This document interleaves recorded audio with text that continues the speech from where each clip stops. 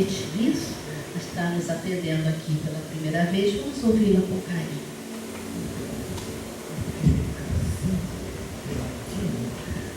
Olá, boa tarde. Muito obrigada pela oportunidade. Nós estamos aqui para falar de um tema que eu acredito muito também por ser véspera do Dia das Mães, né? Envolve tudo isso, né? E nós trabalhamos também na mesa mediúnica e os temas mais, eu vou dizer, mais delicados, toda vez que a gente aborda os espíritos e quer acalmá-los, a gente se refere à figura materna ou paterna, e isso faz com que a gente se dobre, tanto nós quanto os espíritos, né? É algo que mexe, que move a gente, a nossa razão, a nossa vida. Mas nós vimos que esse honrar o vosso pai e a vossa mãe é o quarto mandamento, né? O quarto mandamento. E aí nós vamos ver umas coisas, isso aqui está no Evangelho. Eu comecei, achei por bem, já botar uma família bem comum, né? Que a sociedade, eu quero começar a abordar uma coisa ao contrário, às avessas um pouco, porque nós somos maioria.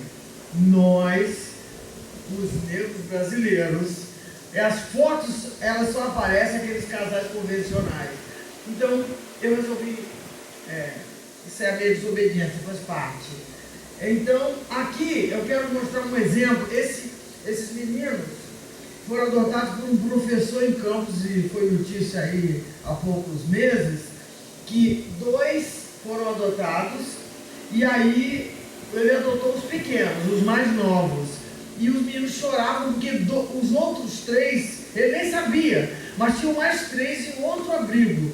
E eles ficavam conformados com a possibilidade de não poder, dos irmãos não terem essa possibilidade de ter família, de conviver, etc. E ele pensou muito e decidiu, então levou os outros 3 e formou a família de 5. Então é um jovem de 40 anos mais ou menos que adotou esses 5 meninos. Ele é um professor, acho que é um professor da universidade lá na cidade.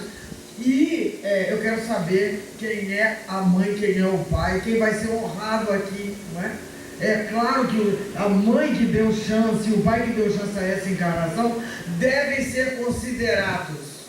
Mas a gente está também quebrando um outro modelo, né? Que falar de família, a gente está falando de honrar também nesse sentido. É o amor, é a piedade, é a fraternidade, é a consideração, né? E também é algo que nos desperte. Quando a gente mostra esse tipo de ato, de figura, de fato, é para um pouco afrouxar as nossas amarras, principalmente afetivas. A gente sai do campo da racionalidade e um pouco entra no campo da afetividade. A gente vai falar de pai e mãe, precisamos tratar, afrouxar isso.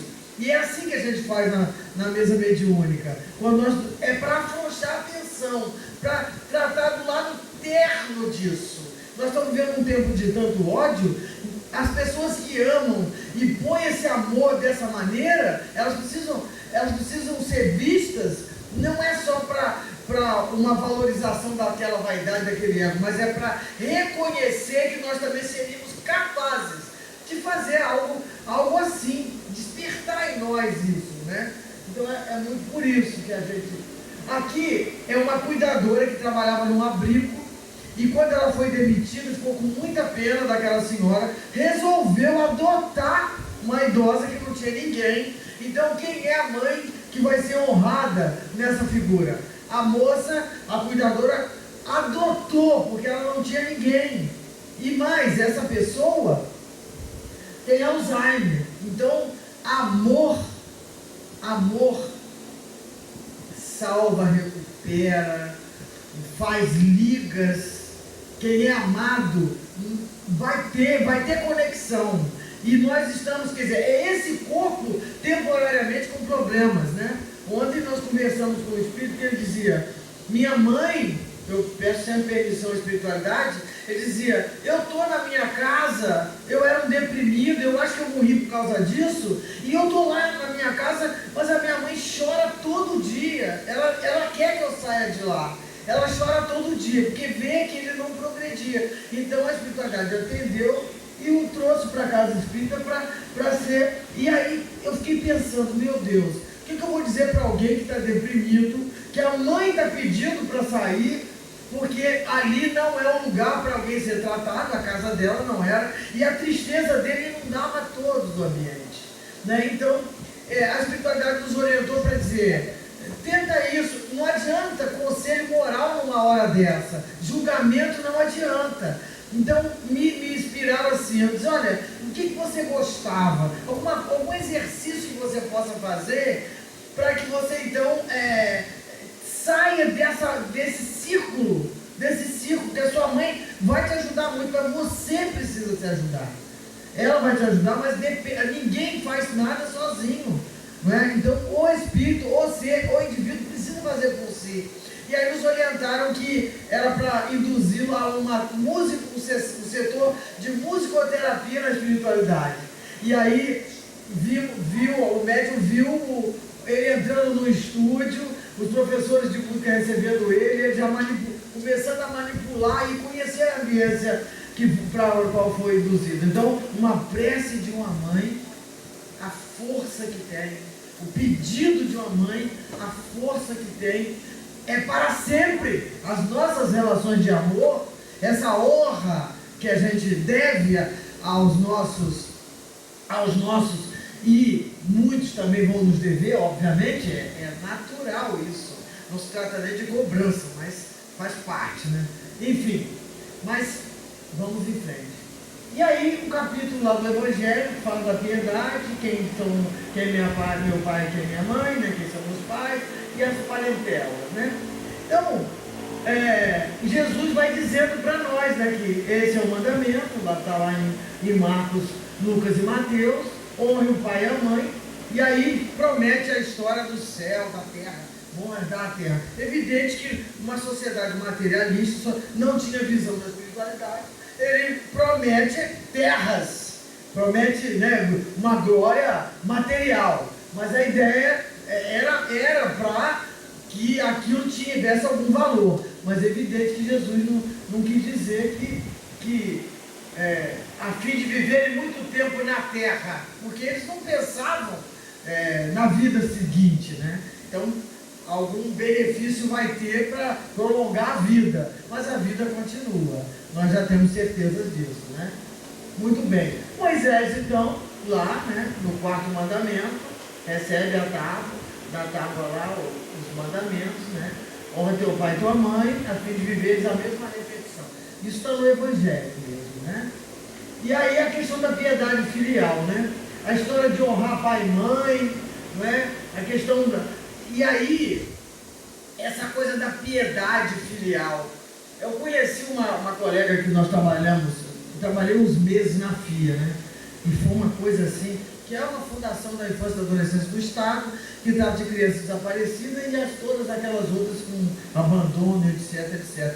Ela adotou uma menina e ela tinha uma relação maravilhosa. Quando a moça passou no vestibular, ela queria descobrir que era a mãe dela. Não achavam nada. Sabe o que é nada sobre ela? Nada.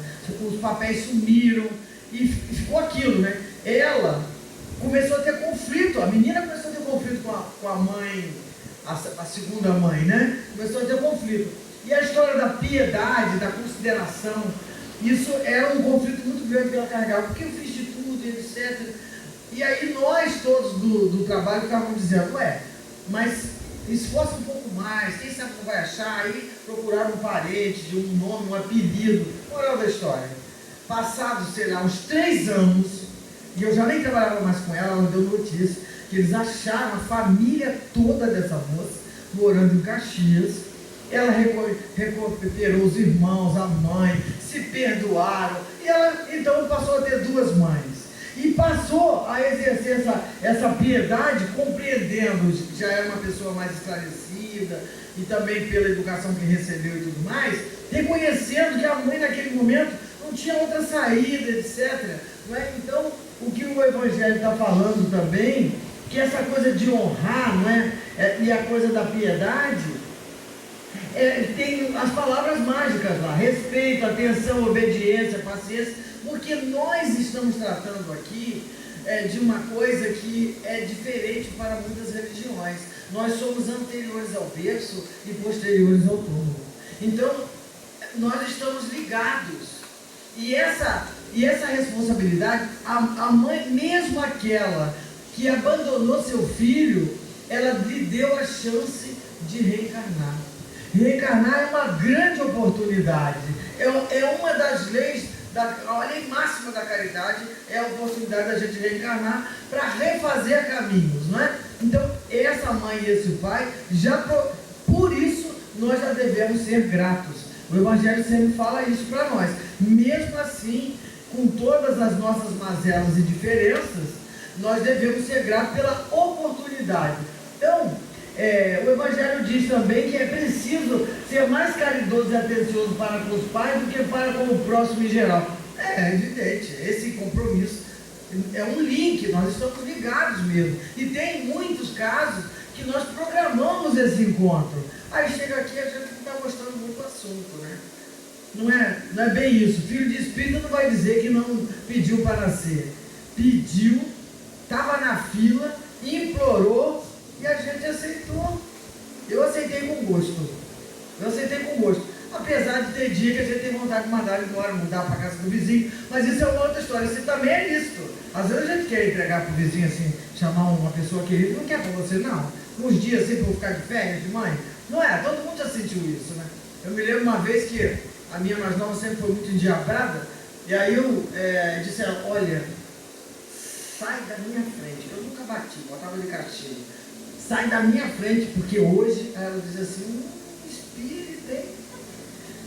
E faz até palestra. Se eu pudesse lá na frente dizer quem você é aqui em casa. Eu falei: não precisa, eles já sabem. Eu não escondo isso de ninguém. Então, ela comprava essas coisas, né? Ela comprava. Mas mãe sente essas coisas todas, né? O espírita não pode fazer ter uma pose de santarrão, porque não vai caber. Nós temos as nossas mazelas, nós temos as nossas dores, nossos medos, nossas raivas. A gente tem tudo isso. Nós estamos lutando, é uma coisa. Agora, posar disso é muito complicado. Porque, sabe, eu sou essa pessoa barulhenta. Aí eu vou fazer aquela voz mansa, não vai combinar. Vai saber logo que é falso, né? Entende? Então é isso. Então, a gente vai lutando, vai melhorando. Claro que eu, 17, agora com 27, tem uma diferença enorme. Então, tá bem, obrigado. Eu brigo assim, depois dos 25, essa semana a filha caçula vai fazer um show que ela canta e tal. Aí os amigos: eu quero botar na lista amiga. Eu falei: quem é? Já é depois de 25 ou antes de 25? Aí todo mundo é depois, uma coisa terrível. Honrar o pai e a mãe, está falando que não é só respeitar, mas ajudá-los em suas necessidades. O Evangelho fala disso de uma forma incrível. Repouso na velhice, cercar de cuidados. É assim mesmo, né? Outra advertência grande que esse trecho do Evangelho, ele é implacável para com a gente, né? Fala que os filhos que julgam estar cumprindo só porque dá o necessário, está devendo. Os Espíritos falam. Também que, aí fala que o pai e a mãe vão para o cômodo dos fundos, não é? Tem uma coisa que eles continuam criando os filhos, netos, como se fossem filhos, com obrigações inclusive materiais, não é? É uma luta enorme. Essa é uma grande crise que as famílias vivem hoje nos grandes centros, que as pessoas trabalham longe, distante, os avós aposentam e viram pais como se tivessem 20, 30 anos, uma energia que nem tem, não é? Então é um conflito e uma crise muito grande que a família vive hoje por várias razões. Não é questão de julgamento, mas também, se muita pressão der, vão abreviar a volta dos pais à parte espiritual e vão ficar sem eles também. É uma questão de pensar, né? Diz aí o Evangelho que caberá aos pais velhos e fracos servir os filhos jovens e fortes, não é? Outra, quando eles ainda estavam no berço, sua mãe cobrou-lhes o leite que os alimentava. Isso é muito duro, né? Quando deixou de dormir quando eles estavam doentes, mas olha, a psicologia fala isso, que a gente não deve fazer essas cobranças. Isso é uma reflexão. Imagina agora, quando eu ficar lá aborrecida com o estrupício lá que me dá um trabalho danado, passei 1000 noites acordada, senti não sei o quê. Isso não se faz. Isso não se faz. A gente apresenta as realidades, tem uma maneira. Esse tipo de cobrança, isso não é bom para a criança, para o filho. Não é bom. Não é bom. Né? Se fez por amor e a gente ensina. Leva para a casa espírita para ver as pessoas assistidas sendo atendidas, as lições que vai. Tudo que a gente. O avô, uma vez, eu adoro ficar contando essas histórias. Minha filha caçula morava em Campos e ela se juntou lá, assim que a gente se mudou, com uma menina que era de uma casa social lá, toda empombada lá. E aí ela se juntou com aquela menina, 8 horas para lá e para cá, e passa um senhorzinho de chapéu, as duas a gargalhar e zombaram do velhinho. Eu não respirei na hora que eu vi aquilo, né? Voltei, chamei as duas e chamei o senhor. Não, do senhor, seu fulano, o senhor sabia que meu pai é igualzinho o senhor? Usa esse chapéu, fala errado, é analfabeto. Por que você está rindo dele? Você está rindo do seu avô. Então tem coisas, eu proibi uns dias de brincarem e tudo mais, se não se adaptasse, porque tem coisas que a gente precisa chamar a realidade. Chamar a realidade, né? Como é que a gente ensina um filho que está morando na cidade, que não sei o quê, que o avô mora na roça? Qual é a vergonha disso? Não é? Então, nós precisamos educar efetivamente as nossas crianças a respeitar os nossos pais, os mais velhos, os avós, e a nós, né? E a nós, né? Enfim, o que os filhos devem a seus pais pobres não é só estritamente o necessário, devem dar a eles pequenas alegrias, cuidados carinhosos, aquelas coisas todas. A gente vai ver adiante, tem uma história de uma enfermeira. Pode falar, meu amor, pode falar. Uma história de um hospital ligado à Universidade USP, que eles têm um tratamento lá chamado tratamento paliativo, cuidados paliativos. E a enfermeira-chefe desse ambiente, ela trata os pacientes da seguinte maneira: elas estão em fase terminal, elas sabem que vão desencarnar, não tem nada a ver com o tratamento religioso, isso é uma técnica da medicina. E aí ela vai perguntando quais são os desejos daquela pessoa e tal, manda essa pessoa para casa, quando ela pior ela volta, e vai atendendo os últimos desejos e dando qualidade de vida a esse paciente. Só que chegou a vez dela, o pai entrou nessa fase. E aí ela fez o mesmo que faz com os pacientes. Parte em casa, parte no hospital. E o filho dela decidiu, trancou a faculdade, parou de todas as suas atividades e passou a cuidar desse avô até o último dia.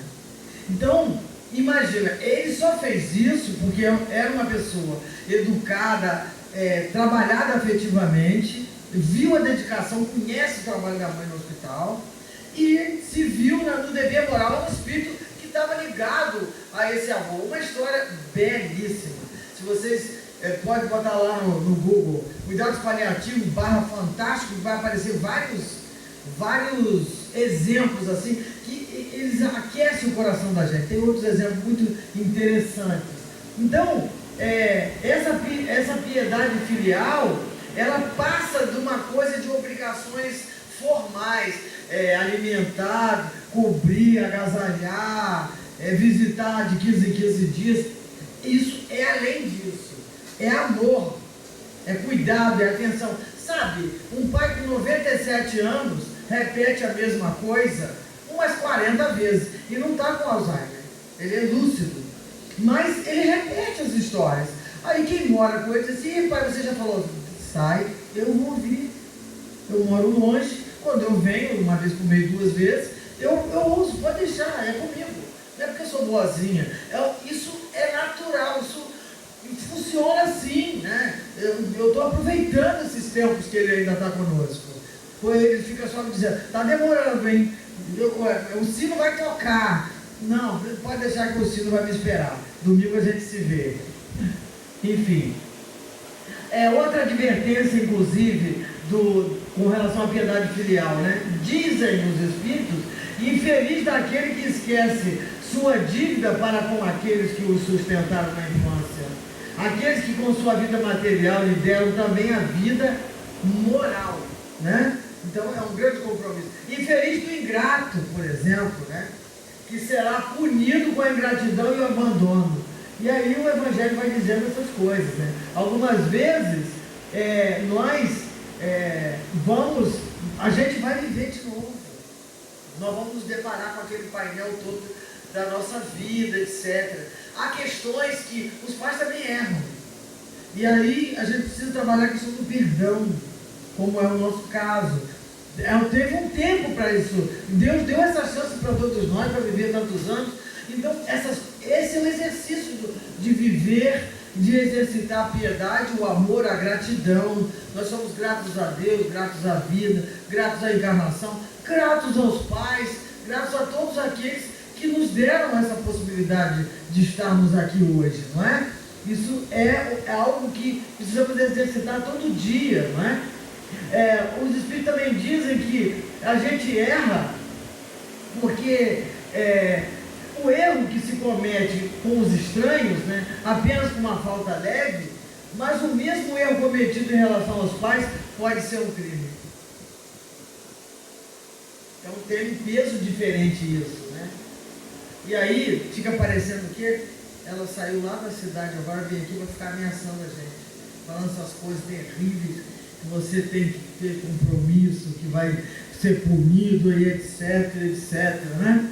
Então, não é isso, é um trabalho mesmo de conscientização que a gente está fazendo conosco mesmo, né? Que o primeiro que fala é o primeiro que escuta, né? E aí tem uma passagem, né? Que Jesus estava lá em meio à multidão, reunido, né? E aí eles chegam as pessoas e ele está numa reunião e eles dizem que seu pai, sua mãe, seus irmãos, sua mãe e seus irmãos chegaram, né? Estão aí do lado de fora. E Jesus então responde,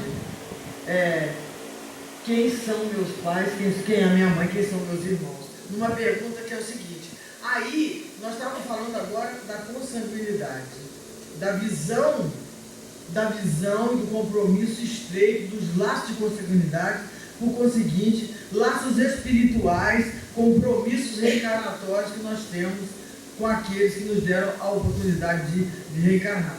Mas Jesus abrange a questão da família para a família universal. Então, quando ele diz isso, que não era só Maria, né, que era sua mãe, mas quem são eles? É toda a humanidade, somos todos. Nós todos somos irmãos e aí voltando ao jovem lá que adotou, né? Quem são os pais? São todos aqueles que agasalham, que aconchegam, que adotam a idosa lá no, né? Tem uma história também, uma história bem legal em Barbacena, de um jovem um jovem italiano que veio para o Brasil, e ele construiu uma igreja semelhante a uma igreja de uma abadia da Itália, e aí era para um projeto social.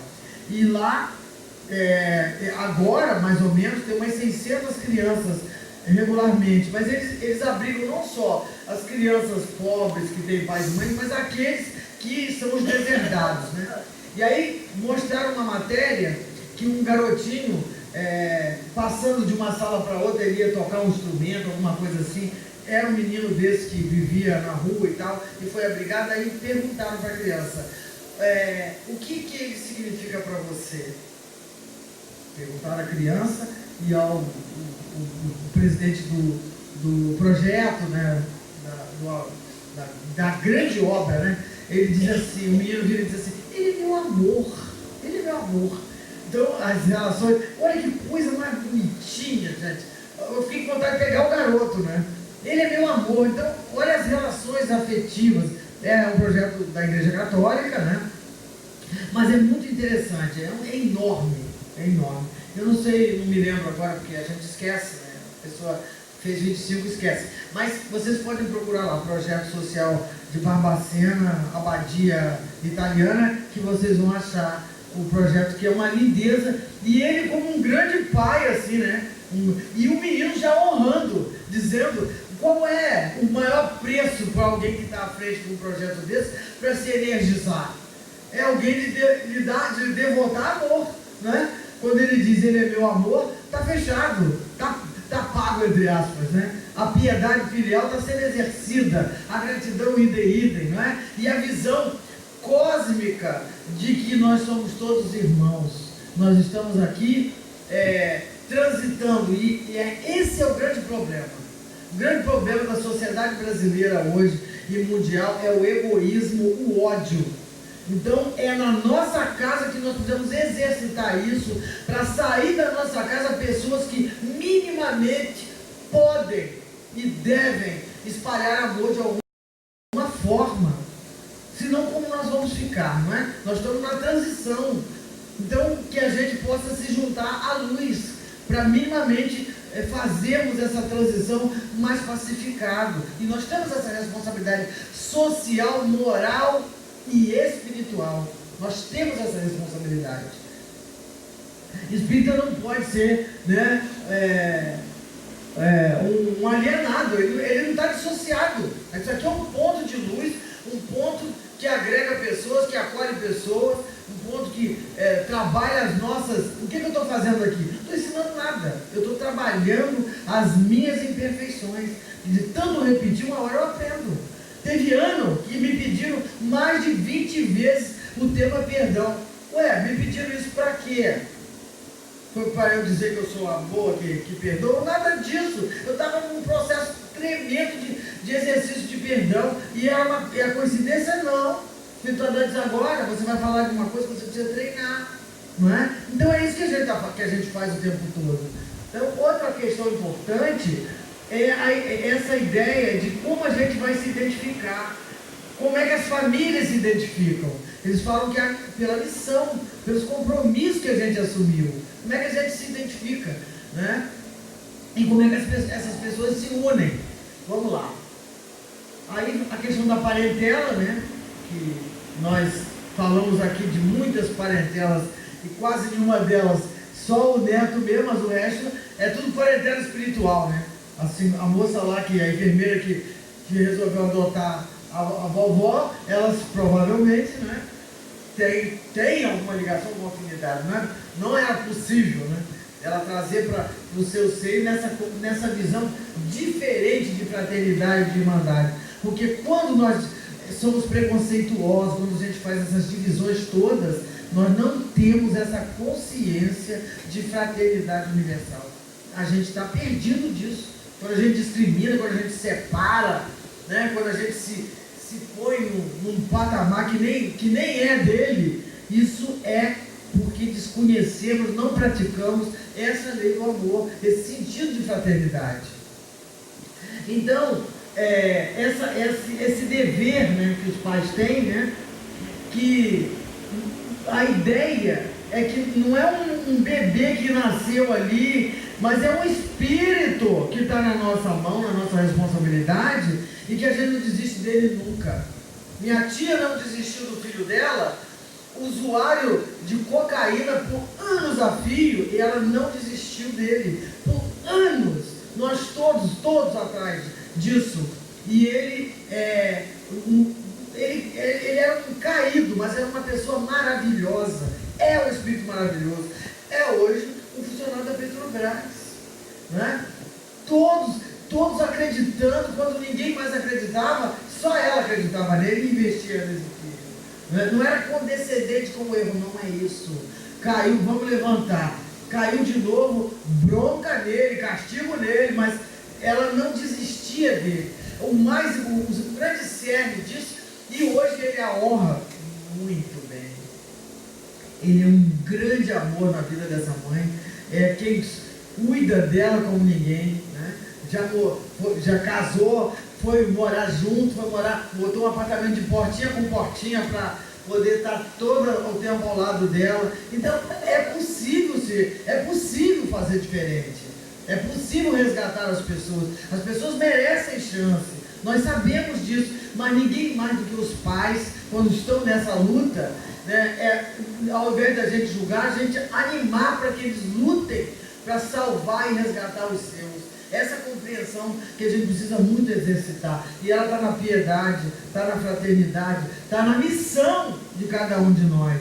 Porque tem filhos também resgatando os pais. Tem filhos salvando pais. Porque aí quem é pai de quem? Quem são meus pais? Quem são meus irmãos? Quem é minha mãe? Quem são... Muitos filhos fazem isso e conseguem. Então, esses compromissos que a gente assumiu e essa consciência que a gente tem. Muito bem. Falando aqui da questão do dever e da parentela, né? Eles dizem que os pais, eles, na verdade, não são eles, os pais que criam o espírito do filho. Isso é importantíssimo. Eles apenas fornecem o corpo físico, mas essa individualidade, ela é anterior a esse berço, né? E, além de gerar o corpo, os pais são responsáveis pelo desenvolvimento intelectual e moral desse filho, porque está lá no compromisso de ajudar a progredir. Mas tem o livre-arbítrio. Mesmo assim, nós não desistimos dos nossos filhos, né? Os espíritos que encarnam numa mesma família como parentes, como próximos, são quase sempre espíritos simpáticos entre si e unidos por relações anteriores. Simpatia, sim, mas simpatia é uma coisa de afinidade, está na mesma vibe, como dizem os jovens, né? Outra coisa, pode acontecer também que espíritos sejam completamente estranhos uns aos outros ou separados por antipatias anteriores. E aí vamos lembrar da reencarnação dos seres do mundo. Todo mundo leu? Todo mundo sabe? O espírito, né, que tem a reprogramação, e a espiritualidade então trabalha a reprogramação e começa a apresentar a futura criatura para esse pai em sonho. E ele acordava desesperado, viu o fantasma, né? Então foram muito tempo de preparação, porque eles tinham sido inimigos na vida anterior. E a hora era a oportunidade de se reconciliar. Então a reencarnação era para isso. Então teve toda uma preparação, né? Envolvia inclusive a criança que já estava encarnada. E aí é um dever de casa, né? Obra do André Luiz, né? E é interessantíssimo para se entender como é que a gente se prepara. Tem um outro romance lindo, maravilhoso, que se chama Renúncia, que é a reencarnação de Pollux e Alcione, que era um grande amor da vida anterior, só que ela estava em outro plano, um plano muito superior. E aí no dia que a equipe começa a trabalhar a reencarnação dele, ele se desespera e começa a pedir por ela, porque é assim. Os pais, aqueles que estão por receber, há toda uma cerimônia, né? Todo um trabalho da espiritualidade, preparando esses parte a parte, tanto a gente quanto aquele que virá. Mas tem uma história mais prática assim que está acontecendo, que eu fiquei muito comovida. Nós temos uma filha que trabalha com musicoterapia, ela trabalha na maternidade escola, lá em Laranjeiras, com bebês prematuros, os bebês da UTI, né? Então teve uma história de um bebê que os pais, eles entraram, ela usou a técnica e não houve uma alteração naqueles painéis do bebê. Aí ele sai, o pai insistentemente diz assim: vamos voltar lá. Aí chamando a musicoterapeuta, vamos voltar. E aí ela começa usando a técnica, com a música e tal, e o pai a dizer para a criança: não desista, nós já te amamos, não desista. E o pai disse várias frases assim para a criança, aí ela entra com a música, né? E os batimentos dele começam a subir, e aí era um bebê considerado perdido, entre aspas, e o hospital inteiro cai em prantos, né? Porque ali era uma comunhão, né, de amor e tudo mais para essa oportunidade desse espírito não desistir da reencarnação, né? Então, envolvendo tudo isso, envolvendo esse amor dos pais, insistência em acolher esse espírito que provavelmente estava com medo de reencarnar, não é? Mas quem são meus pais, quem são meus irmãos? Aí entram os terceiros que estão nisso e que estão envolvidos emocionalmente também, porque a espiritualidade põe as pessoas nos lugares certos, na hora certa, para aquele socorro, não é? Então isso é uma alegria muito grande para as nossas vidas, porque está transformando as nossas vidas, está transformando a nossa casa, e aí o resto a gente não pode contar. Esse compromisso que temos, né? Os verdadeiros laços de família não são os laços de sangue, mas os laços de simpatia e afinidade de pensamento que unem os espíritos. E aí é essa insistência em amar, porque nós voltamos aqui, se nós fôssemos muito iluminados, não precisaríamos estar encarnados aqui, a não ser por missão, né? Do contrário, nós não estaríamos aqui. Então, se estamos aqui, nós temos esses compromissos. E eles vão se tornar mais fácil de levar quando o amor permeia tudo isso. Então, quando o perdão entra nisso, nessas relações todas. Outro também é a questão dos tipos de família, né? Que são aquelas que são unidas pelos laços espirituais. Então, portanto, os laços corporais e os laços espirituais, né? Então, pode ser que o espírito tenha tanto laços corporais, evidentemente, como laços espirituais. Chegou a grande alma naquela casa. E aí tem que contar a história do Bernardo. Eu adoro contar a história, vocês me desculpem. Mas o Bernardo era meu vizinho. E o Bernardo é irmão de um menino de 17 anos, que era uma diferença enorme.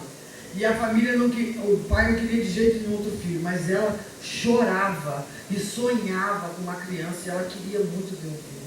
E ela sabia, ela é materialista, então não tem essa história, né? Então ela dizia que ela sonhava com o garoto, ela queria.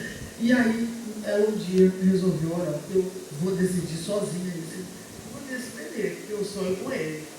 E aí engravidou e nasceu o Bernardo. A família queria se dar mal da conta de um, vai ter outro filho. É uma maluca. E aí todo mundo conta, os avós, todo mundo, e ela firme e forte. Nasceu o Bernardo é uma criança saudável. Bernardo alterou a dinâmica da casa, que era uma dinâmica de conflitos muito grandes. Veio a paz com a presença do Bernardo.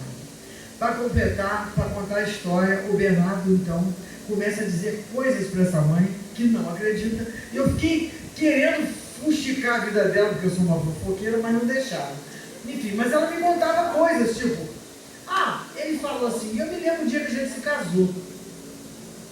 Eu me lembro o dia que a gente se casou. Foi numa igreja assim, seu vestido era assim, aí disse que um dia eu estava andando de ônibus aqui com eles, essas bandas de cá, e ele disse qual foi a igreja que eles se casaram. Coisas do tipo. Aí então um dia ele subindo lá para ir para a praia, uns 3 para 4 anos, eu falei, vai aonde? Ele pergunta, ele não está vendo que eu estou de sunga? Falei, a gente não tem que perguntar, vai perguntar bobagem para a criança. Estou vendo.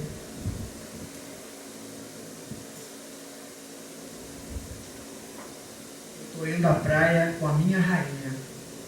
Quem é a sua rainha? Ela é a minha deusa. Ele foi dizendo coisas dela assim, sabe? E aquilo eu fiquei muito encantado. Ele fazia referências a ela como uma coisa assim inacreditável. Eles são muito ligados, é um amor enorme. Evidentemente que esse menino foi uma pessoa muito importante da vida passada dela, né? Então esse encontro, ele é a grande luz da casa. Ele alterou totalmente a dinâmica daquela família. Uma história lindíssima. Então esses dois laços estão presentes nessa casa. Uma casa que recebeu a bênção do Bernardo, né? Mas que pena que ela não acredita, porque eu queria saber mais, mas ela me cortava logo, eu não acredito nisso, a senhora para. Mas o menino era só a gente dar uma cutucada que ele já começava a contar as histórias anteriores. Falei, mas ele vai esquecer. E já esqueceu. Ele já está com 12 anos, ele não lembra mais nada disso. Mas era muito, ele contava assim com muita convicção as histórias, né? É uma história muito, muito interessante. Então, é muito isso, né? Então, a união das famílias por laços corporais, ela é frágil, a espiritualidade diz. Mas as famílias que se usam por laços espirituais, elas têm relacionamento duradouro. então estão aqui e vão continuar, né? A minha irmã que fala que nós somos 9 e ela é a caçula. É a filha preferida da minha mãe. Não tem nada, estou falando de dor de cotovelo, não. Mas ela merece ser a preferida porque elas se escolheram. Eu tinha 23 anos quando ela nasceu. Quem levou a mamãe para a sala de parto fui eu. Então, elas se escolheram. Então, as conversas da mamãe com elas, as cobranças que a mamãe faz, a gente sabe que é uma história do passado. Uma história do passado. E a gente brinca. Quem vai se encontrar na próxima aí, minha irmã? Eu não quero saber de vocês não. Vocês estão dando muito trabalho. Ela é um espírito muito bom, é muito generosa. Mas a gente tem certeza que aquelas duas, porque a mamãe dá umas ordens assim que a gente não acredita. E ela obedece, ela atende com gosto, entende? Porque tem uma liga ali entre elas. Enfim, então é coisa de vidas anteriores. Não era mais possibilidade desse filho vir. 14 anos depois, vem uma criatura que revoluciona nossa vida, né? Eu era filha única, um monte de menino, aí vem a rainha da parada, né? E é isso, veio para nos fazer melhor, nos fazer refletir sobre o amor, sobre doação, sobre fraternidade. Tudo isso ela é carregada dessas coisas. Isso nos ajuda, né? Nos tornar pessoas melhores. Ela veio com esse compromisso, né? Mas ela já está desobrigada, já vai se livrar da gente para seguir o caminho dela sem aborrecimento tanto, né? Muito bem. Os tipos de família, enfim. Família espiritual aí tem essa definição, né? Consanguinidade, questão dos parentescos, parentela espiritual. Diz que a gente identifica muito fácil, porque a parentela física nem muitas vezes tem semelhança física, né? Não tem. Mas a espiritual é o Bernardo com a mãe dele, né? Uma afinidade enorme. Dá para ver que eles são afins, né? Também pode não ser composta por espíritos afins, a material. Agora, a espiritual são pessoas que buscam e têm um prazer na companhia uma das outras. Elas têm valores em comum e seu relacionamento é tranquilo e prazeroso. Igualzinho na nossa casa, não é? Então, graças a Deus. Aí a história da ingratidão, que é uma outra questão muito complexa, né? Gente, esse relógio está querendo me roubar, né? Está em cima, né? Está pertinho? Falta bem. Então, a questão da ingratidão, né? Que é a questão do egoísmo, né? Os filhos ingratos é uma dor enorme, né? Mas é um equívoco. Na verdade, ninguém ninguém é mal, nem faz coisas assim por prazer de fazer. É porque desconhece o amor, porque desconhece a gratidão, não é? Então a gente fica sempre naquela esperança de que aquilo vai passar, né? Apesar daquilo estar acontecendo, mas o egoísmo é realmente um grande mal que nos assola, que nos prejudica, não é? Mas a esperança nossa é de fazer isso diferente, né? E aí a espiritualidade diz que um filho ingrato, ele tem ele se endivida mais, ele está mais comprometido com a sua vida, né? Também diz que quando o espírito deixa a terra, leva consigo todas as virtudes e todas as suas paixões, né? Retorna e aí vai ter que de novo tentar repetir tudo aquilo outra vez para se aperfeiçoar ou ficar estacionário, porque ninguém retrograda, né? A gente estaciona. Os que estão mais evoluídos conseguem perceber uma parte e aí dá aquele avanço. Então, não existe caridade sem o esquecimento das ofensas e das injúrias. Não existe caridade com ódio no coração e não existe caridade sem perdão. Então, para ser grato, para fazer essas devoluções para o universo, para a natureza, para Deus, para Jesus, para o Pai, para a Mãe, tem que estar liberto do ódio e das paixões. Tem que estar livre, né? Aprisionado não se consegue fazer. Há poucos recebemos um espírito que era um escravo que perseguiu o feitor, porque ele prejudicou demais a família dele, demais. Só que nós estamos em 2019. Isso, 1800 e tal. A pessoa passou esse tempo todo, ela se perseguindo, se perdendo por causa da dor que ele sofrera. Mas a família dele, a esposa dele, o acompanhava durante todo esse tempo. Como ele não estava iluminado, ele não se iluminara, ele era um prisioneiro do seu ódio, ele não conseguia receber as luzes e o amor que a sua família lhe devotava. Nesse dia foi lhe dada a oportunidade. Ela era uma entidade enorme, iluminadíssima, um turbante luminoso, ela irradiava todo o ambiente. Então, quando ele soube que essa pessoa estava presente, que era o grande amor, e que ela, que foi a maior prejudicada, teria perdoado, ele ficou incrédulo. Como assim? Mas para avançar, tem que abrir mão, tem que soltar as amarras. Então, a gente, para avançar nas nossas mazelas familiares, nós precisamos soltar isso para avançar. Senão, o amor não vai nos iluminar. Né? Muitos familiares estão conosco, nos seguindo, nos guiando, e a gente não tem a percepção para receber todo esse amor, porque estão presos a essas imperfeições que nos atrapalham. Né? Ainda com relação à questão da ingratidão, né? E esses laços que a espiritualidade fala, que a gente foi nos permitido reencarnar, inclusive para conviver com aqueles que a gente detestava. Mas a gente se comprometeu e disse: reconcilia-te enquanto estás a caminho. Está lá no Evangelho. Nós nos comprometemos com isso. Né? E aí, quando chega, a gente não tem força suficiente. Né? Qual será, então, a sua conduta nessa família? Né? Se é a hora da gente se rever, se perdoar, reconsiderar. Né? Vamos lá. Ainda, né? Espíritas, compreendo o grande papel da humanidade, compreendo que quando se gera um corpo, a alma que nele reencarna vem do plano espiritual para progredir. Deus não dá provas acima das forças daquele que pede. Então isso é muito fundamental para nós. Outra advertência é que a gente não deve rejeitar os nossos filhos, assim como não aos nossos pais, e que todas essas relações conflituosas, algum de nós tem responsabilidade nesses conflitos, né? Parte a parte, nós todos estamos envolvidos nisso, né? Então muitos de nós estamos nessa expiação, mas isso também faz parte da nossa programação.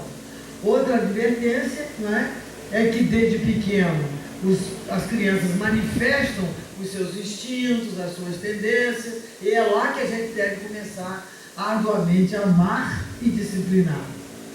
Outro plano que o Livro dos Espíritos fala para nós, né?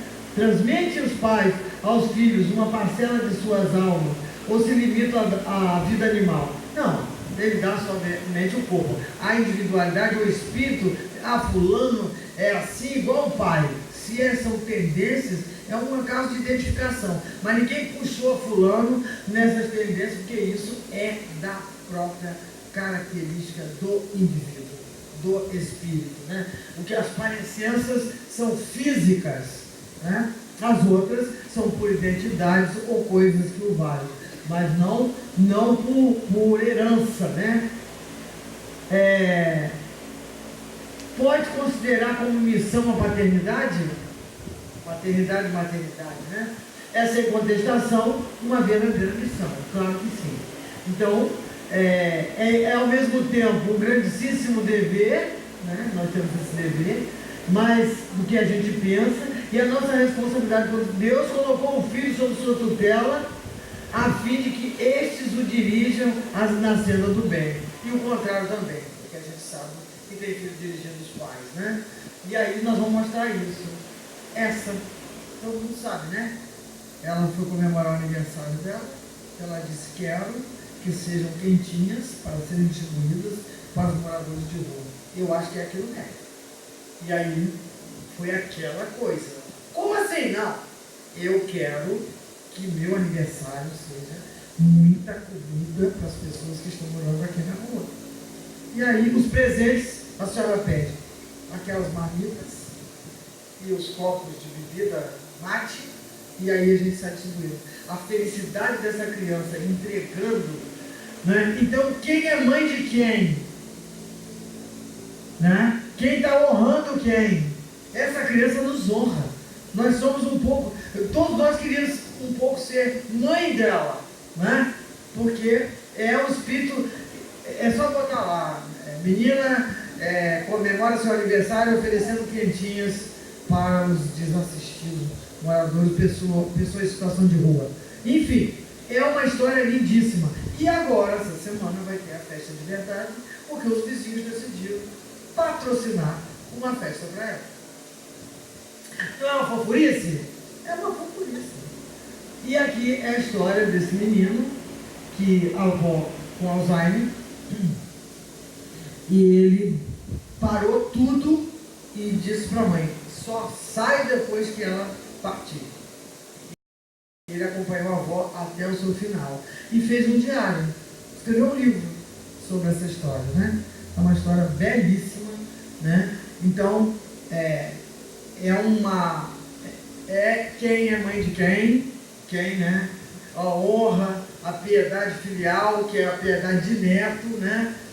Então, esses espíritos é que nos estimulam para prosseguir, né? São eles que nos dão ânimo para que a gente possa entender que é possível.